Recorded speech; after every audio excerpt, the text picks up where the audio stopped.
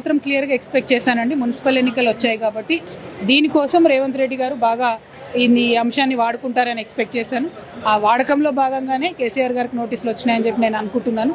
ఇన్ని రోజులు 2 ఏళ్ల నుంచి మీరు నోటీసులు ఇచ్చిన వాళ్ళు మీకు చెప్పిన జవాబులు, దాంతో మీరు ఏం చేశారో చెప్పాలి. ఇంతవరకు ఏం చెప్పలేదు కదా. నోటీసులు ఇచ్చుకుంటూ పోయినారు ప్రతి ఒక్కరికి.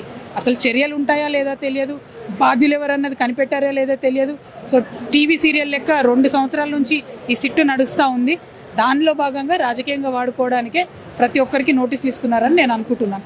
రిజల్ట్ రావాలి, కరెక్ట్ ట్రాన్స్పరెంట్ వేలో ఇన్వెస్టిగేషన్ జరగాలని నేను కోరుకుంటున్నాను. మీ ఫ్యామిలీ ఫోన్ ట్యాప్ అయింది కూడా మీరు డైరెక్ట్గానే ఆరోపణలు చేసిన నేపథ్యంలో ఒకవేళ నిజంగానే మీ ఫ్యామిలీ వాళ్ళే ఒకవేళ ట్యాపింగ్లో ఇన్వాల్వ్ అయి ఉంటే what will be your reaction?